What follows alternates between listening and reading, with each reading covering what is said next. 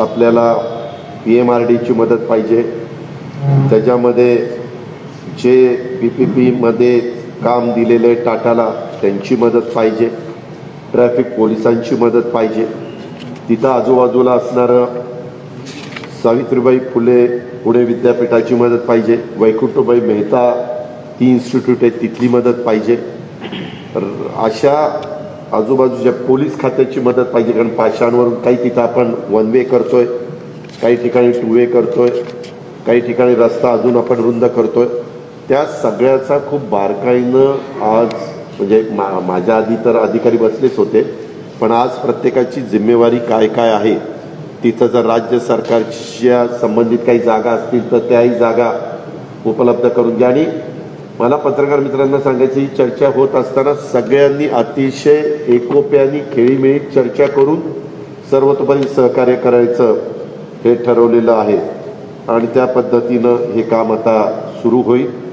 आणि नागरिकांना काही काळाकरता थोडासा त्रास सहन करावा लागेल, पण ह्याच्यातून पुढं एकदा काम झाल्यानंतर 50 वर्ष तरी डोक्याची काळजी मिटेल अशा पद्धतीचं नियोजन हे आपण त्या बाबतीमध्ये केलेलं आहे. आणि त्या बाबतीत मग पुणेकरांनी निश्चितपणे सहकार्य करावं अशी माझी त्यांना विनंती आहे. आज त्या भीमथडी जत्रा दरवर्षी भरती, त्यांना पण आम्ही डिसेंबरच्या 4थ्या आठवड्यामध्ये परवानगी दिलेली आहे, 3ऱ्या का 4थ्या आठवड्यामध्ये. त्यांना पण नियमावलीचं पालन त्यांनी करावं, मास्क वगैरे जे काही आहे तेही निर्णय आम्ही आजच्या ह्याच्यात घेतला आहे. आज बरेच दिवस तुम्हाला माहिती आहे केंद्र सरकारने मधल्या काळामध्ये सांगितलेलं होतं, न्यायव्यवस्थेने पण त्याच्याबद्दलचे काही निर्देश दिलेले होते. तर 50,000 रुपये कोविड-19 आजारात निधन पावलेल्या व्यक्तींच्या निकट नातेवाईकांना सानुग्रह सहाय्य प्रदान करण्याच्याबद्दलचा GR 26 तारखेला राज्य सरकारने काढलेला आहे. त्या GRच्या मध्ये राज्यपालांच्या सल्ल्याने जो GR काढला, आदेशानुसार जो GR काढलेला, त्या GR प्रमाणे सगळे जे कागदपत्र देतील त्यांच्या संबंधित नातेवाईकाला त्या घरातल्या व्यक्तीला 50,000 रुपये देण्याचं काम त्या ठिकाणी केलं जाईल. त्याचबरोबर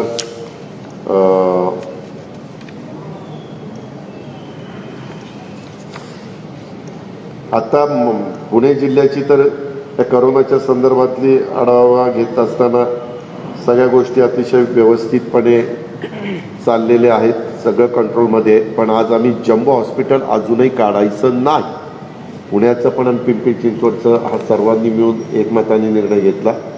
साधारण 31 डिसेंबरला त्या बाबतीमध्ये आम्ही ठरवणार आहोत की काय हे नवीन जो जागतिक स्तरावरचा नवीन जो B1.15.29 असं काहीतरी व्हेरियंट आलेला आहे, तो आढळून आलेला आहे, त्याच्याबद्दल काय होतं आहे, किंवा एकंदरीतच दिवाळी झालेली आहे, किंवा आता आपण बाकीच्या पण बऱ्याच सवलती देतोय, कार्तिकी एकादश झालेली आहे, इतर बाबतीमध्ये पण मुभा आपण देतोय, शाळा सुरू करतोय. तर म्हणून काळाला वेळ लागणार नाही, परंतु परत उभं करायचं म्हणलं तर फार काळ जातो. त्याकरता अजून काही काळाकरता ते ठेवायचं ठरलेलं आहे.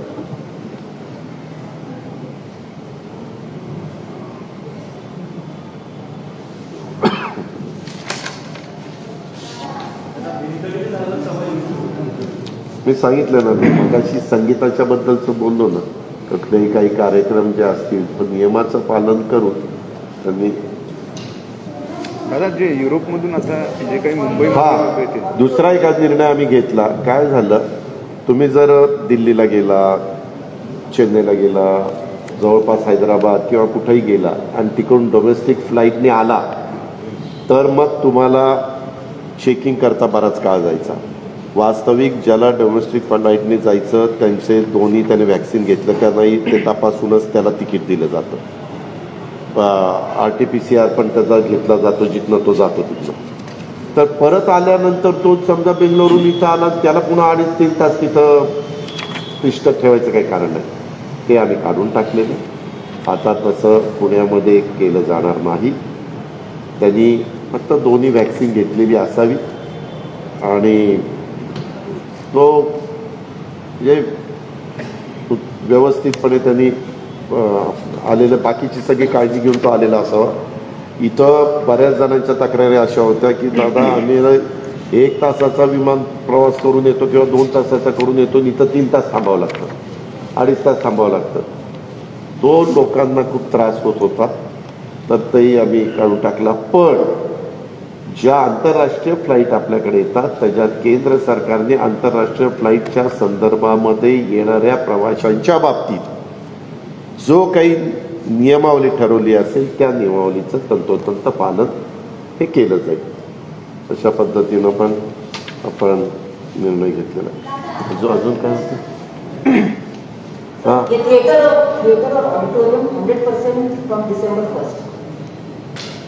काय म्हणजे जे लोक पाहायला येतील मग 50% आली तर 50%, 70% आली तर 70%, जे काही जेवढे येतील ते त्यांनी बघावं. पण तिथं मास्क आणि बाकीच्याचा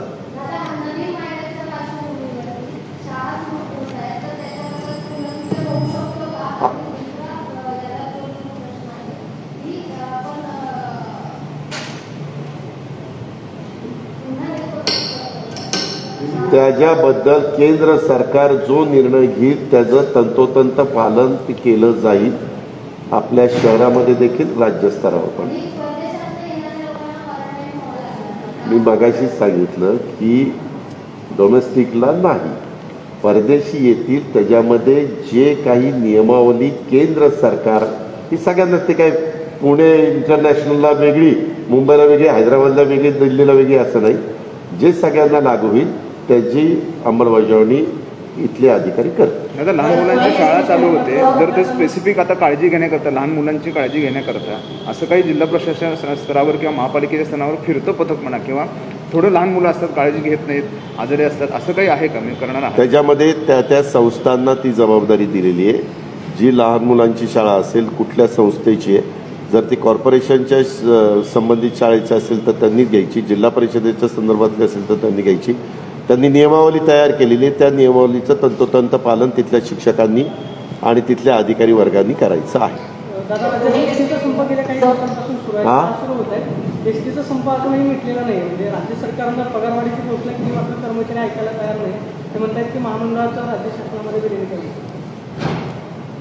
आपल्या सगळ्या महाराष्ट्राला माहिती आहे की हायकोर्टात मॅटर गेल्यानंतर 3 लोकांची समिती केलेली आहे. चीफ सेक्रेटरी, परिवहन सेक्रेटरी आणि फायनान्स सेक्रेटरी, ह्या सगळ्यांची बैठक होऊन त्याच्यामध्ये जे ठरेल त्याबद्दल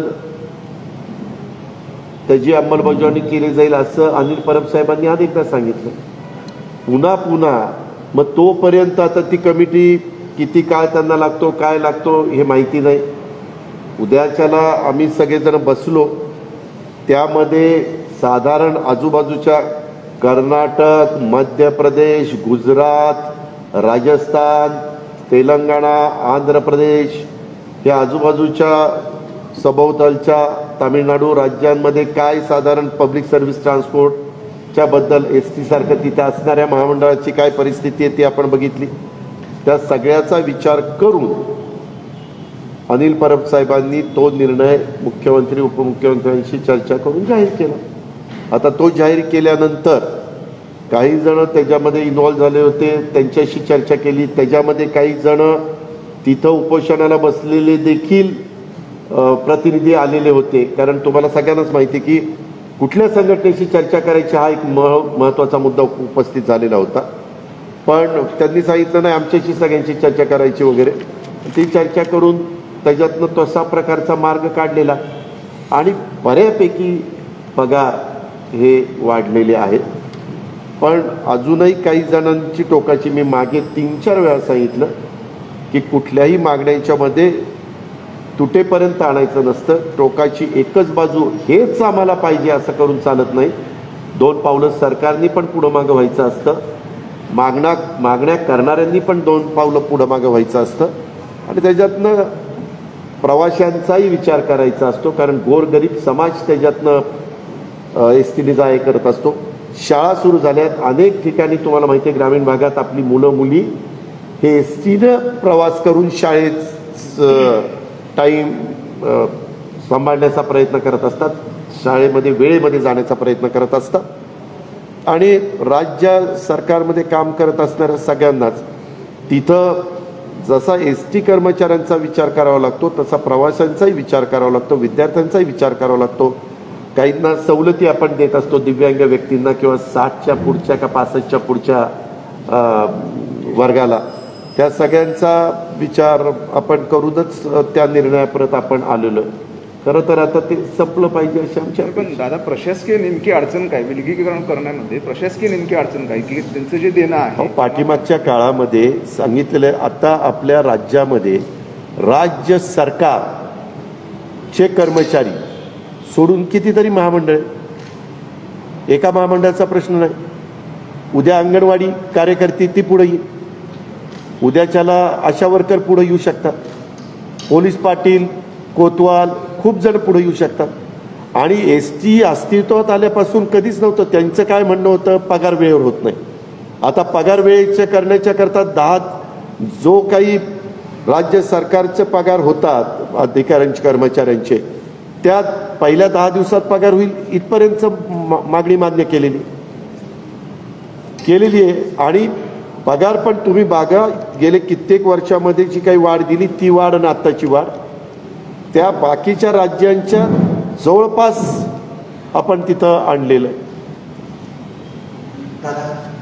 आणि ज्यावेळेस ST मध्ये ह्यांना कर्मचारी म्हणून हे कामाला लागले त्यावेळेस हे STचे कर्मचारी म्हणून कामाला घेतलेले, त्यावेळेस सरकारचे कर्मचारी ह्यांना पुढं करणारे असं म्हणून कामाला घेतले नाहीत.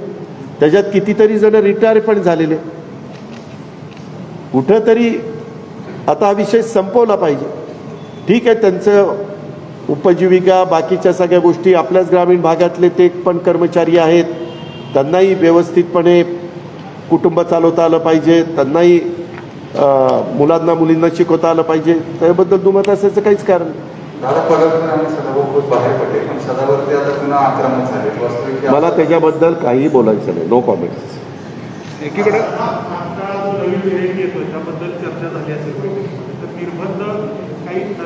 मी सांगू का, त्याच्याबद्दल देश पातळीवर निर्णय होणार आहे, त्याची अंमलबजावणी सगळी राज्य करतील. आपण माहिती देत असताना सौरवरावांनी बाबा पहिल्यापासून इथं पद्धत आहे की देश पातळीवर काय चाललेलं आहे, बाबा फ्रान्समध्ये काय चाललेलं आहे, रशियात काय चाललं आहे, युरोपमध्ये काय चाललं आहे, कुठं चायनामध्ये काय चाललं आहे, त्याची माहिती जी त्यांच्याकडे अवेलेबल असते ती देतात. त्याच्यातून हा जो काही साऊथ आफ्रिकेचा जो नवीन व्हायरस आलेला आहे त्याच्याबद्दलची चर्चा झाली. आणि तुम्ही पण पत्रकार मित्र म्हणून ऐकताय मीडियामध्ये की काय त्याच्याबद्दलचं आहे. पण शेवटी ह्या संदर्भामध्ये केंद्राचा आरोग्य विभाग किंवा जे केंद्राच्या वरिष्ठांना डायरेक्टिव्ह देण्याचा अधिकार आहे तेच ह्याबद्दलचा निर्णय घेतील. एकीकडं नवीन व्हेरियंटचा धोका संभवतो, दुसरीकडं पुण्याचे महापालिका आयुक्त प्रभाग रचनेचा कालावधी प्रभाग रचना करण्यासाठीचा कालावधी 15 दिवस वाढवून द्यावा असं राज्य निवडणूक आयोगाला पत्र पाठवतात. एकूण काय महापालिकांच्या किंवा स्थानिक स्वराज्य संस्थांच्या निवडणुका पुढे जाण्याचा धोका संभवतो आहे? असं अजिबात नाही. शेवटी ते काम करण्याच्या करता तिथली भौगोलिक परिस्थिती, तिथलं असणारी लोकसंख्या वगैरेचा सगळ्याचा विचार करून आपण करत असतो. आता काही नगरपंचायतीचं ते झालं, नगरपंचायतीच्या निवडणुका पण लागल्या. काही बाबतीमध्ये मोठ्या महानगरपालिका आहेत त्याच्याबद्दलचे पण काम काही जण करतायत. जिथं वेळ लागतो तिथं काय त्या वेळेचं काय कारण आहे ते बघत असतील. तो प्रश्न प्रशासकीय लेवलचा आहे, ते त्याचा अभ्यास करून त्याच्याबद्दलची मागणी करू शकतात. त्याच्यात राज्य सरकार म्हणून आम्ही हस्तक्षेप करत नाही. दादा, झेडपीमध्ये आपल्या झेडपीमध्ये दादा भाजपकडे पत्रकार परिषदा घेऊन 2 वर्षाचा अपयश मानले आणि तिकडं नारायण राणे असंही म्हणतात की मार्चपर्यंत भाजपचंच सरकार राज्यामध्ये पुन्हा येईल. सध्या ज्या दिवशीपासून हे सरकार आलं तेव्हापासूनच हे सगळं ऐकतोय. सरकार चाललंय ना बाबा. आता तुम्ही कुणाला तरी कोट करतात हे असं म्हणतात, त्यांना जे त्यांच्या सद्बुद्धीला जे योग्य वाटतं ते बोलत आहेत. आणि आमच्यातल्या अनेक मान्यवरांनी सांगितलेलं आहे की हो सरकार चाललेलं आहे. दादा, पुणे झेडपीमध्ये आपली सत्ता आहे, अधिकाऱ्यांच्यावर पैसे उधळण्यापर्यंत मजल जाते. म्हणजे ही कुठं पैसे उधळले? परवा आधी कालच काल परिषदेमध्ये सीओ सर आहेत अँटी चेंबरमध्ये. 1 लाख माझ्याकडे आत्ताच कानावर आलेलं आहे, कारण मी पहाटे आलो इथं 6ला एका ठिकाणून निघालो बारामतीतनं, 8ला आलो. त्याची मी चौकशी करीन. जर कोणी त्याच्यातलं दोषी असेल तर त्याला काही कोणाला पाठीशी घालायचं कारण नाही, आम्ही कार्यवाही करू. जिल्हा परिषदेमध्ये बोगस भरती झाली. हां 23 गावं समाविष्ट झाल्यानंतर जिल्हा परिषदेमध्ये बोगस भरती झाली असं देखील म्हटलं जाते. त्याची चौकशी जिल्हा परिषदेने आता सुरुवात केली आहे. तुम्ही काय त्याचा आढावा घेता? मला आत्ता मीटिंग संपल्यानंतर सीओनी कानावर घातलं की ते 23 गावामध्ये खूप मोठ्या प्रमाणावर भरती झाली. वास्तविक मागचं जर रेकॉर्ड बघितलं तर तेवढी तिथं माणसं नव्हती, आणि नंतर आता ही शहरामध्ये मर्ज होतात म्हटल्यानंतर लावली गेली. त्याची शहानिशा केली जाईल. चुकीचं झालेलं असेल तर दुरुस्त केलं जाईल, चुकीचं झालं नसेल तर त्याच्या संदर्भामध्ये रीतसर असेल ती कारवाई केली जाईल. कुठल्या? मी इथं मीटिंग घेत असताना नेहमी पुणे जिल्ह्याचं बोलतो. राज्याचा निर्णय आमच्या राज्याचे मुख्यमंत्री उद्धव ठाकरे साहेब घेतात. त्यांनी उद्याच VC लावलेली आहे, हे मी आपल्याला मगाशीच सांगितलं. आणि ह्याच्या आधीपासून आपण 2 वर्ष या बैठका घेतो. हे घेत असताना आपण नेहमी मी सांगितल्यानंतर तुम्ही लक्षात घेताय 2 पिंपरी चिंचवड, पुणे आणि ग्रामीणला. राज्याच्या बद्दलचं मी इथं बोलतच नाही. काल विधान परिषदेच्या निवडणुकांसंदर्भात 4 जागा ज्या आहेत त्या विरोध झाल्या. नागपूरची निवडणूक लागली. काय म्हणतात आता भाजपसोबत महाविकास आघाडीचे समझोता सुरू झाले? कशाचा विधान परिषदेच्या निवडणुकांची समझोता सुरू झाला? नाही, आता एकीकडे बिनविरोध होते. महाडिक आणि पाटील एकमेकांना पाण्यात बघणारी लोक, तिथं बिनविरोध निवडणूक होते. ज्या लोकांना दुधखोळ बनवायचं काम हे सरकार करतंय की काय? सरकार करतं, म्हणजे विरोधक करत नाही. राजकीय व्यवस्था हे करते. विरोधक करत नाही, सरकारच करतंय.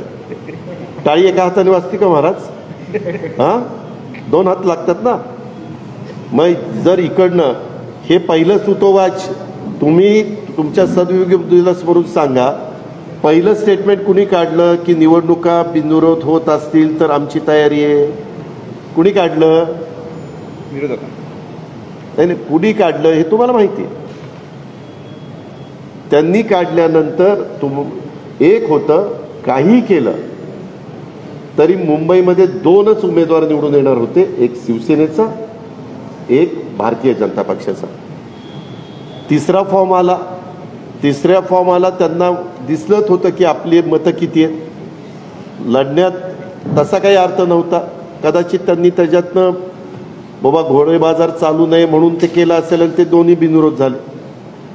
इथं किती झालं तरी कोल्हापूरमध्ये किती कुणी गप्पा मारल्या किंवा आवाज काढला तरी सतेज पाटील निवडून येणार होता, कारण तिथं मतं राष्ट्रवादीची सगळ्यात जास्त होती, नंतर काँग्रेसची, नंतर इतर मित्रपक्षांची. क्लिअर होती. धुळे, नंदुरबार त्या मतदारसंघात किती कुणी काही केलं तर अमरीश पटेल ज्या पक्षात असतो त्या पक्षाचा उमेदवार निवडून येतो. अमरीश पटेल हे ज्या आधी काँग्रेसमध्ये होते, त्याच्यावर ते काँग्रेसचे उमेदवार म्हणून निवडून यायचे. आता ते भाजपत गेलेले, त्यांच्याकडे मतांचं संख्याबळ जास्त आहे, त्याच्यावर ते तिथं निवडूनच येणार होते. आणि म्हणून तिथं घोडेबाजार नसावा याकरता ह्या 6 पैकी 4 जागा बिनविरोध झाल्या. 2 जागा का झाल्या नाही? कारण नागपूरची परिस्थिती वेगळी आहे. कारण नागपूरमध्ये 30 वर्ष ज्या भाजपमध्ये काम करणाऱ्या व्यक्तीला आता काँग्रेसमध्ये घेण्यात आलं आणि उमेदवारी देण्यात आली, आणि त्याच्यामुळं वेगळ्या पद्धतीनं तिथं निवडणुकीच्या बाबतीमध्ये एकंदरीत विचार केला गेलेला. आणि बुलढाणा, अकोला, वाशिम इथं ची निवडणूक आहे बजोरी यांची. ते मागेही ते निवडून आलेले होते, परंतु तिथंही सध्या निवडणूक होती. कदाचित आता ह्याच्यात आत्ताच्या 6 निवडणुकीत राष्ट्रवादीचा उमेदवार कुठेही नव्हता, कारण आमच्यात अंडरस्टँडिंग असं आहे ज्या जागा ज्याच्या त्याला द्यायच्या. म्हणून एका ठिकाणी काँग्रेसने आपला उमेदवार मागे घेतला, एका ठिकाणी भाजपने आपला उमेदवार मागे घेतला आणि म्हणजे तिथं त्या दोघांनी अंडरस्टँडिंग केलं. आता इथंही उमेदवार एक शिवसेनेचा आहे आणि एक भाजपचा आणि काँग्रेसचा आणि एक शिवसेना आणि भाजपचा. तिथं काही त्यांच्यात एक वाक्यता झालेली दिसत नाही म्हणून ती निवडणूक लागलेली दिसते. आता दादा एकीकडे काँग्रेसचे महाराष्ट्र म्हणतात की आम्ही शोभाची तयारी करतोय 2024ची निवडणूक आणि महाराष्ट्रात आणि देशात काँग्रेस सगळ्यात मोठा पक्ष आहे. त्यांना शुभेच्छा आहेत. दादा अजून निर्णय झालेला नाही. कामकाज सल्लागार समितीची मीटिंग सोमवारी 11 वाजता आहे. तिथं कुठल्या तारखेला अधिवेशन आणि कुठं अधिवेशन तो निर्णय होईल. दादा एक प्रश्न असा होता, सांगितलं ना, कॅबिनेटच्या दिवशीच आपण बघितलं, प्रेस नोट काढलेली आहे आणि त्याच्या संदर्भामध्ये ज्या हॉस्पिटलमध्ये ॲडमिट आहेत त्या हॉस्पिटलनी पण प्रेस नोट काढली, मुख्यमंत्री कार्यालयाने पण प्रेस नोट काढली. जी प्रेस नोट मुख्यमंत्री कार्यालयाने काढलेली आहे तीच वस्तुस्थिती आहे. समजलं दादा भिडेवाड्याच्या संदर्भात होती. मग काय करू आपण, डॉक्टर असलं तर सल्ला द्या, औषधं द्या. दादा होती का? अजूनही मला खोकला आहे म्हणूनच मी आता उठतोय. आणि खरंच होती का म्हणजे कुणी आजारी नसताना आजारी पडेल का? काही चर्चा होती म्हणून आम्ही नाही. फार माझी विचारपूस करू नका रे. दादा दररोज संध्याकाळी पुण्यामध्ये पेठांच्या भागामध्ये पूर्णपणे ट्रॅफिक जाम होतं, लोकांना त्रास होतं आणि याच्यामध्ये अतिक्रमणं जी आहेत, जी हॉटेलची असतील किंवा इतर गोष्टीची असतील, त्याच्यामुळे पार्किंगचा प्रॉब्लेम होतो. शनिवार रविवार तर पूर्णपणे संध्याकाळी चालणार. ज्यांची जी जबाबदारी आहे, जिथं कॉर्पोरेशनची जबाबदारी आहे ती कॉर्पोरेशनने पार पाडावी, जिथं पोलिसांची जबाबदारी ती पोलिसांनी पार पाडण्याच्या करता पालकमंत्री म्हणून सूचना सीपींना देण्यात येईल. चतुर्थीच्या दिवशी दादा अक्षरशः रस्ते बंद करायची वेळ तिथं शनिवाड्यापासून तर अहो आता 2-1.5 वर्ष देवाधर्माला जाता आलं नाही, तेव्हा कुठं आता जेव्हा धर्माला दर्शनाला जायच्या वेळेस मी त्या दिवशी दिव्यागरमध्ये होतो. त्याच्यावर लोक जाणार, लोक तिथं गर्दी करणार आणि गर्दी ज्यावेळेस होते त्यावेळेस थोडंसं प्रत्येकाने उड्डाणपुलाच्या बाबतीत काय विचार होऊ शकतो का शनिवारवाडा ते स्वारगेटपर्यंत? हो आता वर्णच कुठंतरी सगळीकडे आता काही विचारायला लागलं.